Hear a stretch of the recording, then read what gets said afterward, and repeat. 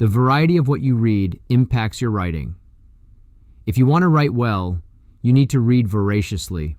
Let's not overcomplicate this. Writing is thinking. Reading is fuel. The better the fuel, the better the engine runs. Yet, most aspiring writers treat reading like a side dish when, in reality, it's the main course. Want to write better? First, read more. Let's unpack why. The osmosis effect.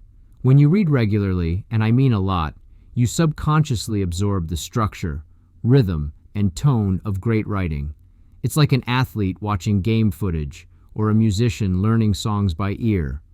You may not immediately see the direct connection, but over time, you'll internalize how great writers build tension, balance narrative arcs, and land ideas with precision. You start to see patterns. Joan Didion creates impact through understatement and precision. Every word earns its place. Or, Colson Whitehead weaves themes so seamlessly into the story, you don't realize he's making a profound point until you've been hit between the eyes. The point isn't to mimic, but to build a repertoire of techniques you can apply to your own voice. Expanding your palette. Reading widens your creative aperture. If you're only consuming content that mirrors your existing taste, you're shortchanging yourself. You don't know what you don't know, and reading is the fastest way to find out. Sure, devour novels in your favorite genre, but also grab a memoir, some poetry, a biography of an eccentric inventor, or a deep dive into behavioral economics. Read beyond your comfort zone. Good writers borrow from everywhere. A mystery writer inspired by Mary Oliver's poetry will write differently, and probably more compellingly, than one who's read nothing but Agatha Christie. When you read widely, you arm yourself with ideas, new metaphors, fresh insights, the kind of cross-pollination that leads to unique, high-impact writing. It's not just input, it's feedback. Reading also sharpens your critical eye. When you read, you're not just consuming, you're editing in your head. This scene feels bloated.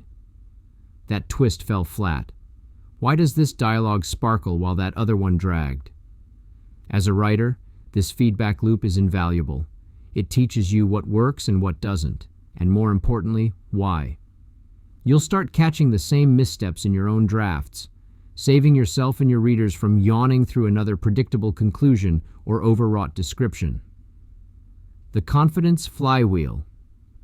The more you read, the more confidence you'll have in your own writing. Why? Because you'll stop treating the blank page like an abstract art form that only a tortured genius can decipher. Writing becomes a craft, and like any craft, the more examples you see of how it's done, the more confident you are in your ability to do it. When you read a novel, article, or essay that deeply moves you, you realize what's possible. Conversely, when you read a poorly written piece, you gain perspective on how far you've come, and how much further you can go. If you aren't reading regularly, don't call yourself a writer. Writing without reading is like trying to build a fire without ever watching one burn. So start now. Read with curiosity. Read with discipline. Be the builder who collects tools with intention, gaining the knowledge to craft something exceptional. Because the better you read, the better you write. And in the end, great writing is not a gift. It's the byproduct of great reading. Thanks for listening. Catch the Quiet Quotient on all your favorite podcast platforms and connect with me on my LinkedIn page.